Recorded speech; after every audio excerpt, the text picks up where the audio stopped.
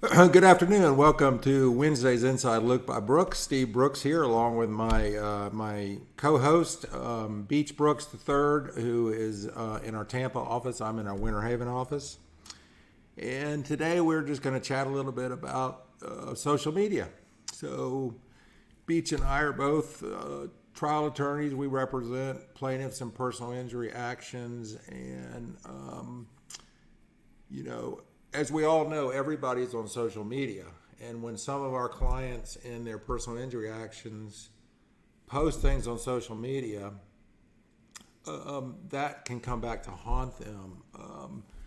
For instance, if someone was injured in a car wreck and is claiming excessive pain because of a herniated disc or a torn muscle, and then they post pictures the next Friday night out dancing, that can be a problem. So we like to talk to our clients about that and warn them about the pitfalls around social media. So, Beach, I was wondering if you could just tell the audience what you go over with a new client when you're talking to them about the pitfalls of social media. Yeah, I think that's definitely one area of the law that has changed quite a bit the last 10 years as social media has become more prevalent.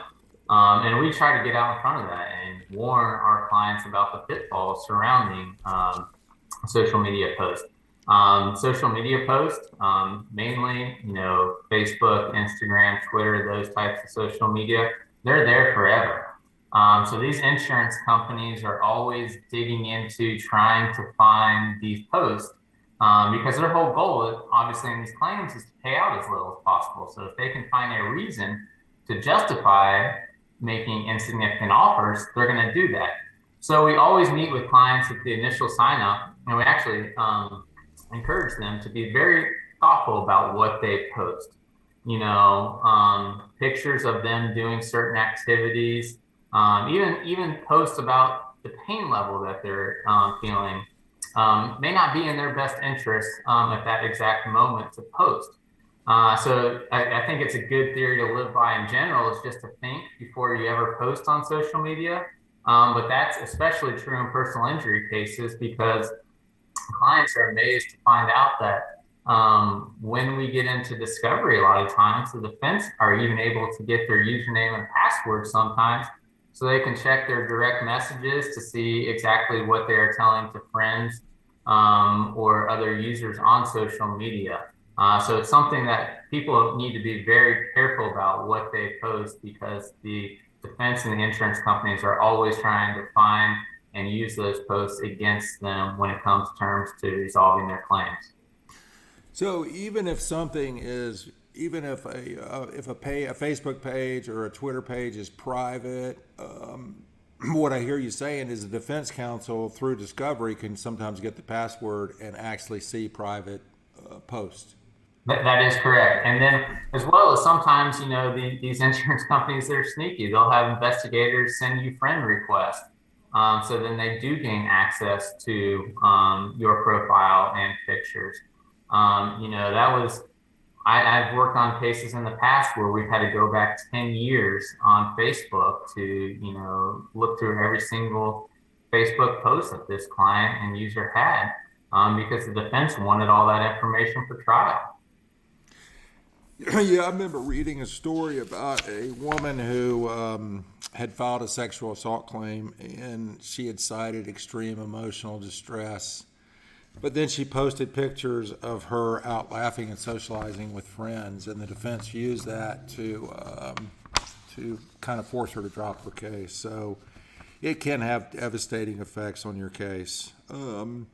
There are a few instances where posting, I know I had a friend who had surgery, and he posted, about how tough the surgery was and how the recuperation phase was not a cakewalk. And I thought that was appropriate because he was being authentic, he was being honest, he wasn't posting every day, acting like a victim, but he was just sharing his life with his friends. And I think when you post the truth about how the injuries has affected you, not constantly, but authentically, I think that can certainly not hurt you.